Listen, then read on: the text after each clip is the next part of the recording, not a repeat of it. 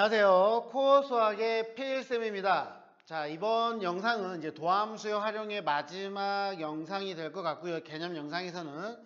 그래서 이제 마지막은 우리가 방정식의 실근의 개수, 그리고 부등식이 나왔을 때 증명하는 법, 그리고 이제 변화율, 이렇게 크게 세 단원으로 해서 우리가 이야기를 하도록 하겠습니다.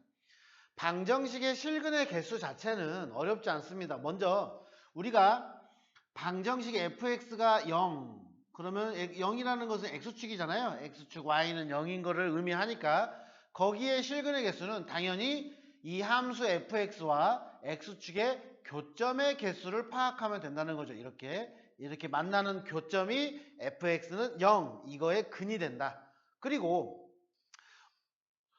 어떠한 두 개의 식이 있을 때 방정식 fx와 gx의 두 개의 식이 있을 때 이 실근의 개수는 당연히 두 그래프가 만나는 교점, 그 교점의 x좌표를 우리가 근이라고 하는 거죠. 그죠? 그래서 얘를 이렇게 같다라고 놓고 문제를 푼다. 그래서 방정식의 실근의 개수 하는 방법은 이런 방법으로 우리가 문제를 푼다라는 걸 기억해 주시고, 그 다음에 실근의 개수를 한번 보겠습니다.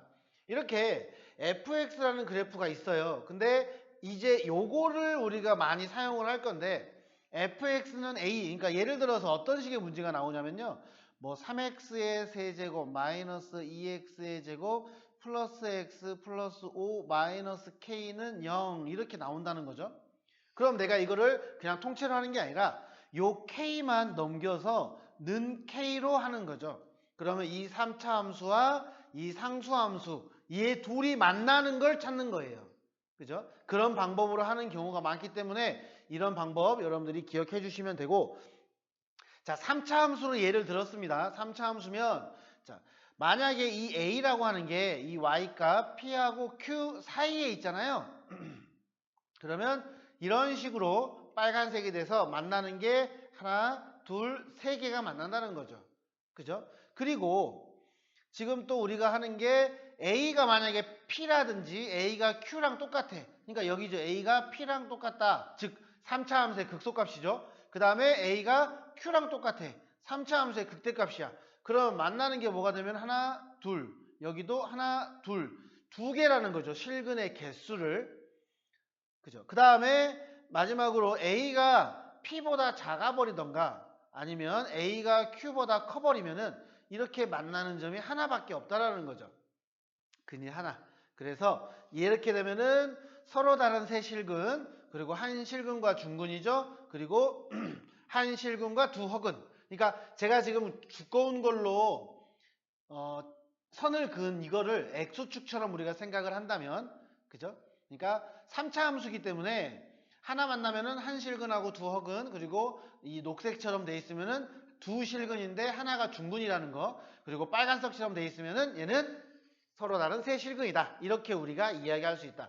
그래서 요 내용을 우리가 정말 많이 사용합니다. 여러분들 문제 푸실 때. 그래서 그렇게 여러분들이 기억을 해주시면 될 것 같습니다. 자, 이제 3차 방정식의 근의 판별이라는 걸 할 건데, 얘는 3차 함수가 있어요. 근데 이 3차 함수가 극값을 가질 때만 이걸 사용을 합니다.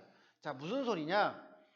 자, 3차 함수는 극값을 가지려면 이렇게 극대극소가 두 개가 있는 경우밖에 없어요.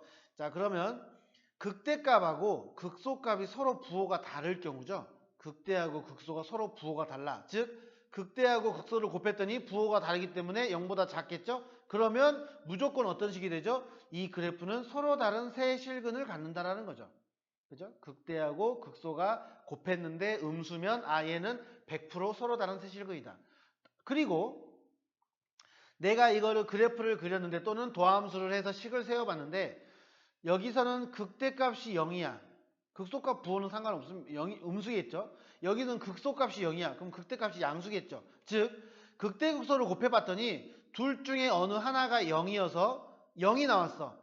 그러면 여기 보시다시피 근이 중근 하나, 그 다음에 실근 하나. 그래서 한 실근과 중근이 나온다는 거죠.